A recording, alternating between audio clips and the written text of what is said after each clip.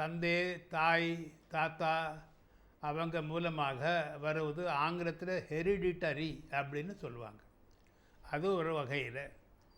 இன்னொன்று, இவர்களாகவே நாமவே நம்முடைய தவறான அணுகுமுறை, நம்முடைய சாப்பாடு, நம்முடைய இந்த எக்ஸர்சைஸ் எடுத்துக்கொள்வது, இதிலெல்லாம் நாம் கொஞ்சம் அலட்சியமாக இருக்கிற காரணத்தினாலே இட்ஸ் கால்ட் எக்வயர்டு டயபெட்டிஸ். ஆச்சா, ஒன்று வந்து ஹெரிடிட்டரி டயபெட்டிஸ், இன்னொன்று வந்து எக்வயர்டு டயபெட்டிஸ். இது டயபெட்டிஸ் எப்படி வருது, என்ன காரணத்திற்காக வருது அப்படின்னு பார்க்கும்போது, நம்முடைய அப்டமன் என்றால் இந்த அதுக்குள்ளே வயிறு இருக்கும், அதுக்குள்ளே லிவர் இருக்கும், அதுக்குள்ளே கிட்னி இருக்கும், இதெல்லாம் இருக்கும். அந்த இதில் ஒரு சுரபி ஒன்று இருக்குது, அதற்கு வந்து பேங்க்ரியாஸ்ன்னு பேர். அந்த பேங்க்ரியாஸ் சின்னதாக ஒரு கிளாண்டு இன்சைடு. அந்த பேங்க்ரியாஸில் ஐலெட்ஸ் ஆஃப் லாங்கர்ஹான்ஸ் என்று ஒரு ப்ரொஃபஸர், ஜெர்மன் ப்ரொஃபஸர், அதில் அவர் கண்டுபிடித்தார். ஐலெட் சின்ன சின்ன ஹெக்ஸகன் கலராக மைக்ரோஸ்கோப்பில் பார்க்கும்போது ஐலெட்ஸ் ஆஃப் லாங்கர்ஹான்ஸ். அதில் 2 செல் இருக்குது.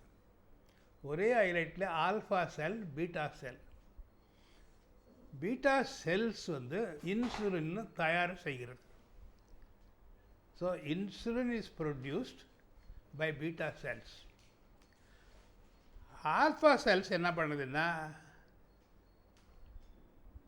அது கொஞ்சம் உடம்புல கொஞ்சம் சுகர் கொஞ்சம் ஜாஸ்தியாக இருந்தால் அது குளுக்கோகான் இது ப்ரொடியூஸ் பண்ணி அந்த சுகர் லெவலை குறைக்குது.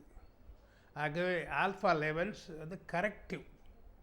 பீட்டா செல்ஸ் வந்து ப்ரொடக்ஷன் ஆஃப் அது இது பீட்டா செல்ஸ் வந்து இன்சுலின் ப்ரொடியூஸ் பண்ணுறது. இதுதான் விஷயம்.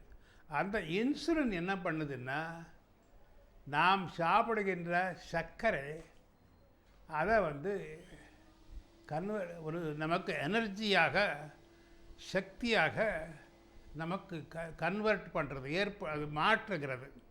ஆகவே நம்ம சாப்பிடுகின்றோம். சாப்பாடில் வந்து கார்போஹைட்ரேட்டுன்னு பேர் அதற்கு. அந்த கார்போஹைட்ரேட் தான் நமக்கு சக்தி, எனர்ஜி கொடுக்குது. ஸோ கார்போஹைட்ரேட் எனர்ஜியாக மாற்றணும். மாற்றுவது யார் என்ன, எந்த பொருள்னால் insulin.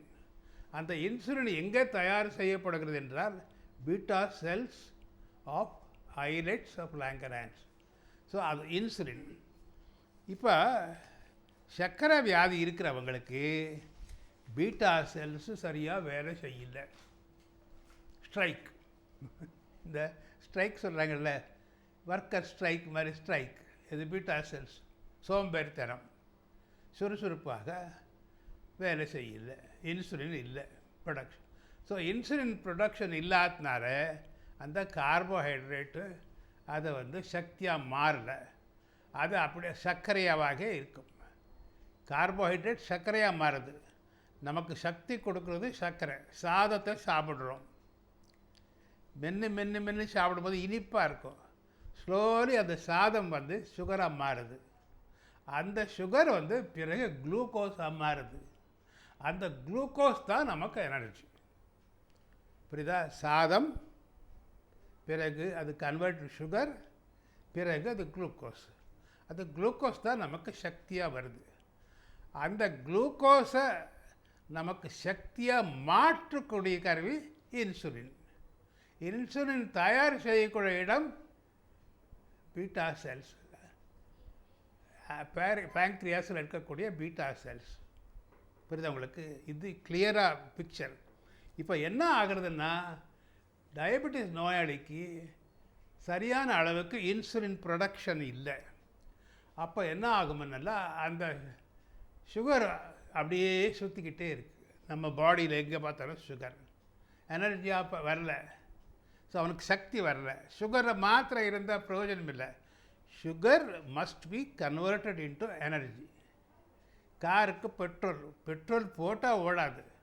Petrol has to be convert into energy. அப்போ கார் போகுது. ஸோ அந்த மாதிரி இவ்வளோ சிம்பிளாக நான் உங்களுக்கு எல்லாருக்கும் தெரிகிற மாதிரி சொல்கிறேன்.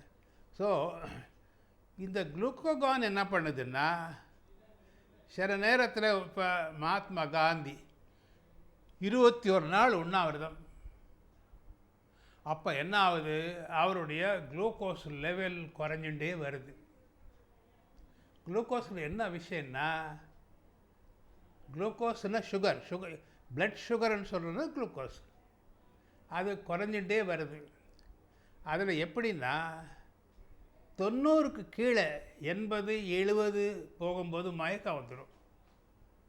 அதுக்கு பேர் ஹைப்போகிளைசீமியா. அது நீங்கள் உண்ணாவிரதம் இருந்தால் அந்த எங்கே இருக்குது, ப்ரொடக்ஷனே இல்லையே, குளுக்கோஸை இல்லையே, சாதமே இல்லையே. அப்போ என்ன பண்ணுதுன்னா ஆல்ஃபா செல்ஸ் வேலை செய்ய ஆரம்பிச்சிடும். மகாத்மா காந்திக்கு டயபெட்டிஸ் கிடையாது, அதனால அவருக்கு ஆல்ஃபா பீட்டா செல்ஸும் வேலை செய்யும். ஆல்ஃபா செல்ஸு சுகர் லெவல் குறைஞ்ச உடனே ஆல்ஃபா செல்ஸ் குளுக்கோகானை உள்ளேருந்து லிவர்லேருந்து குளுக்கோகான் புஷ் பண்ணுது. ஸோ அவருடைய blood glucose level is maintained at a normal limit even though he has fasted for so many days. இப்போ டயபெட்டிஸ் பேஷண்ட்டு ஃபாஸ்ட் பண்ண முடியாது. ஃபாஸ்ட் பண்ணால் அவருக்கு பீட்டா செல்ஸும் வேலை செய்யல, ஐலட்ஸ் ஆஃப் லாங்கிரன்ஸ், ஆல்ஃபா செல்ஸும் வேலை செய்யல. ஆகவே அவருக்கு குளுக்கோகான் ஹெல்ப் கிடையாது. ஆகவே டயபெட்டிஸ் பேஷண்ட் பாக்கெட்டில் 1-2 சாக்லேட்டு பிஸ்கெட் வச்சுக்கிட்டு இருப்பாங்க. சொல்லுது உங்களுக்கு டூ மச் ஆஃப் சுகர் 400 வந்தது, கொஞ்சம் மயக்கம் வரலாம். ஆனால் 90க்கு கீழே போயிடுச்சுன்னா ரொம்ப மயக்கம் வரலாம். ஹைப்பர் கிளைசீமியா மயக்கம் கொடுக்கும், ஹைப்போகிளைசீமியா அதுவும் மயக்கம் கொடுக்கும். இதுதான் விஷயம். இப்போ இது எப்படி கண்டுபிடிக்கிறது, சுகர் இருக்கா இல்லையானதுக்கு? இதில் சுகர் இருக்கா இல்லையா, ஒரு மனிதனுக்கு சுகர் வியாதி இருக்கா இல்லையான்னு கண்டுபிடிக்கிறதுக்கு 5-6 முறைகள் இருக்குது. நிறைய பேருக்கு அது சரியாக தெரியாது. ஒன்று ஃபாஸ்டிங் பிளட் சுகர் வரும் வயிற்றில். அப்போ சுகர் பிளட் சுகர் குறைவாக இருக்கும். ஏன்னா வரும் காலி அங்கே சாப்பாடெல்லாம் கன்வெர்ட் ஆகலை, சாதா குளுக்கோஸாக மாறல. ராத்திரி சாப்பிட்டாச்சு, காலையில் எழுந்தோடனே ஃபாஸ்டிங், அப்போ ஒரு பிளட் சுகர் எடுக்கிறோம். That's called F_B_S. பிளட் சுகருன்னா அது சுகர் கிடையாது, பிளட் குளுக்கோஸ். ஆனால் பாமர மக்களுக்கு புரியுறதுக்காக நாங்கள் சுகர் வியாதின்னு சொல்கிறோம். சர்க்கரை வியாதி கிடையாது, அது குளுக்கோஸ் வியாதி. நாங்கள் நல்லா மனசில் வச்சுங்க.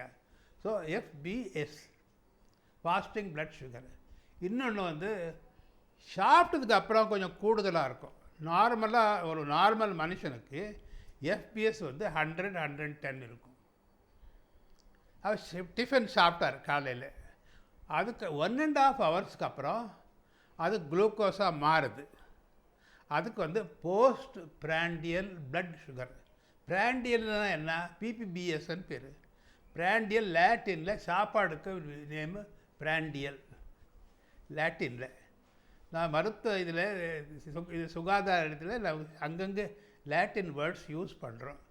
ஸோ அதுக்காக PPBS, FBS ஃபாஸ்டிங், இன்னொன்று PPBS. இன்னொன்று நீங்கள் சாப்பிட்டு 2 ஹவராக இருக்கலாம், 3 ஹவராக இருக்கலாம், பட் நாட் ஃபாஸ்டிங். அதுக்கு RBSன்னு பேர். அப்போ சுகர் எடுத்து, இப்போ நீங்கள் உங்கள் சுகர் எடுத்துக்கிட்டிங்கன்னா சாப்பிட்டு ரொம்ப நாள் ஆச்சு.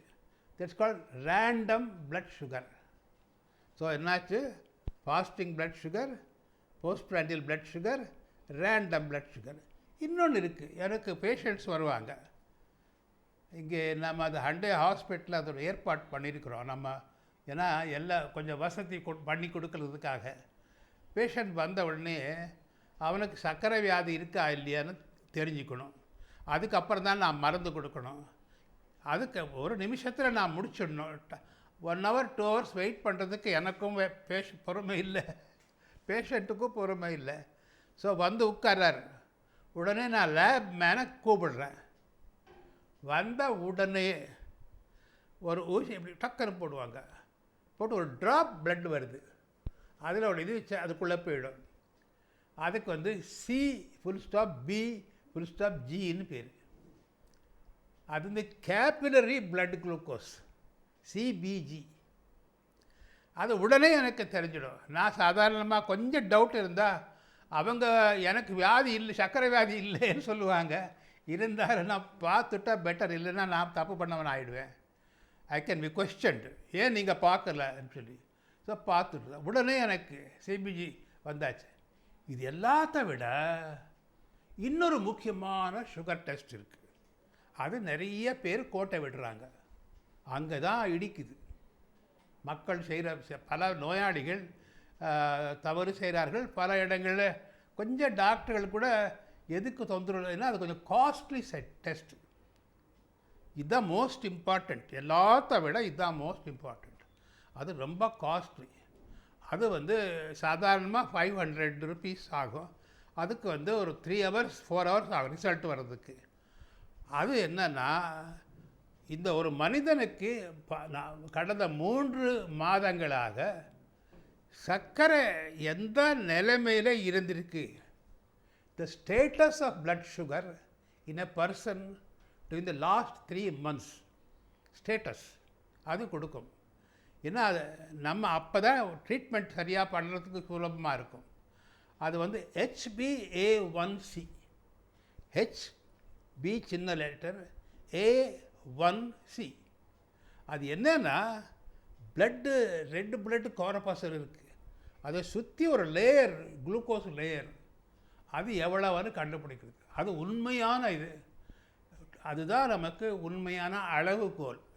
ஒரு மனிதன் சர்க்கரை வியாதியால் அவதிப்படுகிறானா இல்லையா என்று கண்டுபிடிப்பதற்கு இது என்னுடைய அப்பா தந்தை காலத்தில் இல்லை, நான் ஆரம்பித்த நேரத்தில் இல்லை. இந்த HbA1c ஒரு கடந்த 20 ஆண்டுகளாக வந்திருக்கு புதுசாக, 50 ஆண்டுகளுக்கு முன்பு கிடையாது. ஆனால் இது நமக்கு வைத்தியம் பண்ணுறதுக்கு ரொம்ப சௌகரியமாக இருக்குது. இதனால் அது எப்படி, அது என்ன அளவுக்கு எவ்வளோ இருக்கணும் அப்படின்னு நீங்கள் கேட்கலாம். அது பர்சன்டேஜ், அது எவ்வளோ பர்சன்டேஜ் சுற்றி இருக்குன்றது 5.6% to 6% அப்சல்யூட்லி நார்மல். அவர் சுகர் பேஷண்ட்டே கிடையாது. 5 to 6%, 6 to 7% ப்ரீ டயபெட்டிக். இன்னும் கொஞ்சம் கோட்டை விட்டால் கொஞ்சம் ஏமாந்து போனால் அவன் டயபெட்டிஸில் வந்து மாட்டிப்பான். So 6 to 7% pre diabetic stage. above 7 treatment would be needed. அதுக்கு ட்ரீட்மெண்ட் கொடுக்க வேண்டியிருக்கும். மாத்திரையில் 7% இருந்தால் சாதாரண அதுக்கு டயபெட்டிக்ஸ் மாத்திரை இருக்குது, இன்சுலின்லாம் வேண்டாம். அந்த மாத்திரையிலே நமக்கு முடிச்சிடலாம். 7, 8%, 9% வரையில் மாத்திரை முடிச்சிடலாம். ஆனால் நான் வந்து இப்போ சமீபத்தில் ரொம்ப மனசு ரொம்ப கஷ்டமாக இருந்தது. ஒரு லேடி வந்து ஒருத்தருக்கு 12% இருந்தது, ஒரு குழந்தைக்கு 14% இருந்ததுக்கு. ஸோ அது வந்து அந்த மாதிரி பேஷண்ட்ஸுக்கு நாம் மாத்திரையில் பண்ண முடியாது. ஏன்னா அவங்களுக்கு இன்சுலின் ப்ரொடக்ஷனே கிடையாது. மாத்திரை என்ன பண்ணும், மாத்திரை கொடுத்தா என்ன லாபம், எப்படி வேலை செய்யும்? மாத்திரை கொடுத்தா அந்த ஐலட்ஸ் ஆஃப் லாங்கரான்ஸுக்கு ஒரு சின்ன தடியில் குதிரை போகுதில்ல, ஓடிக்கிட்டு இருக்கு, விப்பிங் த ஹார்ஸ், குதிரை வேகமாக ஓடும். ஸோ அந்த ஐலட்ஸ் ஆஃப் லாங்கரான்ஸில் பீட்டா செல்ஸுக்கு மாத்திரை கொடுத்தா ஒன்று அடிச்ச மாதிரி. ஸோ பீட்டா செல்ஸ் அது என்ன பண்ணுது, இன்னும் கொஞ்சம் இன்சுலினாக ப்ரொடியூஸ் பண்ணுது. ஆனால் 12% இருந்தால் இன்சுலினை ப்ரொடக்ஷனே கிடையாது. அவங்களுக்கு நாம் இன்சுலின் இன்ஜெக்ஷன் கொடுத்துக்கிட்டு ஆகணும். இல்லைன்னா அவன் வந்து நான் மாத்திரையிலேயே அவன் சொன்னால் நம்ம கேட்கக்கூடாது, நம்ம கன்வின்ஸ் பண்ணி ஆகணும் பேஷண்ட்டை. ஏன்னா அவன் கொஞ்சம் கோட்டை விட்டால் ஒரு இன்னொரு வியாதி வரும், கீட்டோசிஸ்ன்னு ஒரு வியாதி, மயக்கம், எல்லா லிவர் கிவர் எல்லாம் டேமேஜ் ஆகிடும். ஸோ அதனால் அந்த மாதிரி நோயாளிகளுக்கு நாம் இன்சுலின் கொடுத்தாகணும். இதுதான் எல்லாம் சொல்லியாச்சு. இப்போ நவ் லாஸ்ட் பாயிண்ட் இந்த டயபெட்டிஸில் என்னென்னா, கடைசியில் நிறைவாக சொல்ல வேண்டும் என்றால், பெற்றோர்களால் நமக்கு வந்த டயபெட்டிஸுக்கு நாம் பொறுப்பாளி கிடையாது.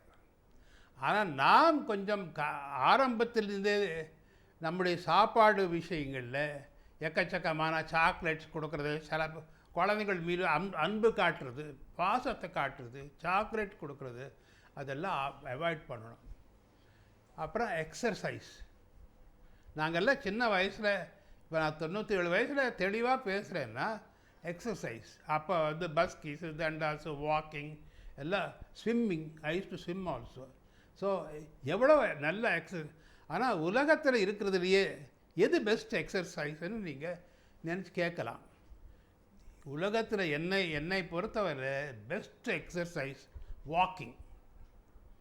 நல்லா பிரிஸ்க்கு ஷூஸ் போட்டுக்கிட்டு வாக் பண்ணிங்கன்னா best exercise.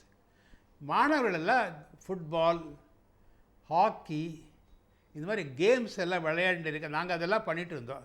I was a football player, I was a hockey player, I was a cricket.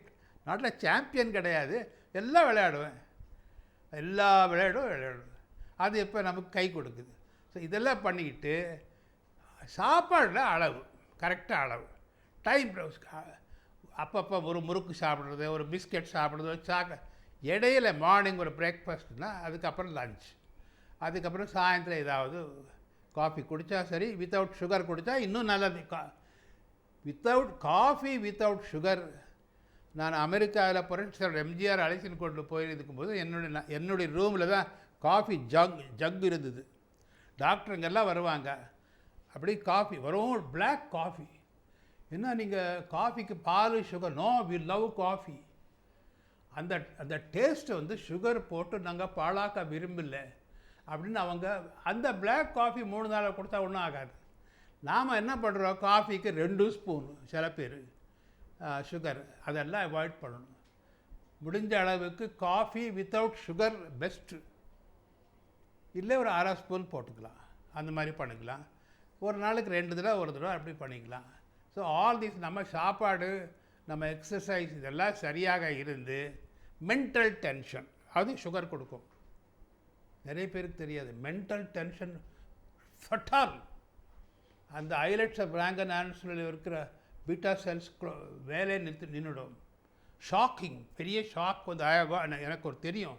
ஒரு நபருக்கு ஒரு பெரிய ஷாக் வர்றதுக்கு முன்னே அவருக்கு சுகர் வியாதி கிடையாது. அந்த ஷாக், மென்டல் ஷாக் வந்து ஒரு நாள் 2 நாளுக்கு இடையே சுகர் வந்திருக்கு. ஆகவே மென்டல் டென்ஷன் கூடிய வரையில் நாம் வந்து அப்படியே தியானத்தில் மென்டல் டென்ஷன் இல்லாமல் கொஞ்சம் ஃபிலசாபிக்கல், கஷ்டங்கள் வரும்போது அதுக்கு நிவர்த்தி செய்கிறதுக்கு நடவடிக்கை எடுக்கணும். அதுக்காக மனம் நொந்து கொண்டு இருக்கக்கூடாது. ஆகவே மென்டல் பீஸ், மென்டல் டென்ஷன் இல்லாமல் இருந்ததுன்னா சுகர் வியாதி வர்றதுக்கு வாய்ப்புகள் குறைவாக இருக்கும். இவங்களெல்லாம் ஒட்டுமொத்தமாக சுருக்கமாக நான் சொல்லியிருக்கின்றேன். இந்த டெஸ்ட்டுகள் இதெல்லாம் பண்ணி அந்த மாத்திரைகளில் நிறைய வெரைட்டிஸ் இருக்குது. அது உள்ள டாக்டருடைய வேலை, அது இங்கே சொல்ல வேண்டிய அவசியம் இல்லை. அது எந்தெந்த அளவுக்கு 7% HbA1c இருந்தால் என்ன மாத்திரை, 8% இருந்தால் அதெல்லாம் டாக்டருங்க முடிவு பண்ணுவாங்க. அது நம்ம இங்கே பொதுமக்களுக்காக பயன்படக்கூடிய இந்த ஹெல்த் டைம்ஸ் நவ் இது வந்து நாம் சொல்லி அவங்களுக்கு தொல்லை கொடுக்க வேண்டிய தேவையில்லை. இதெல்லாம் சுருக்கமாக டயபெட்டிஸ் பற்றி நான் இப்பொழுது சொல்லி இருக்கிறேன். இங்கே பயன்படக்கூடிய அளவுக்கு நேர்கள் நான் சொல்லியிருக்கக்கூடிய கருத்துக்கள் அதை நன்றாக மனசில் வைத்து கொண்டு பயன்படுத்தி கொள்ள வேண்டும் என்று கேட்டுக்கொள்கிறேன்.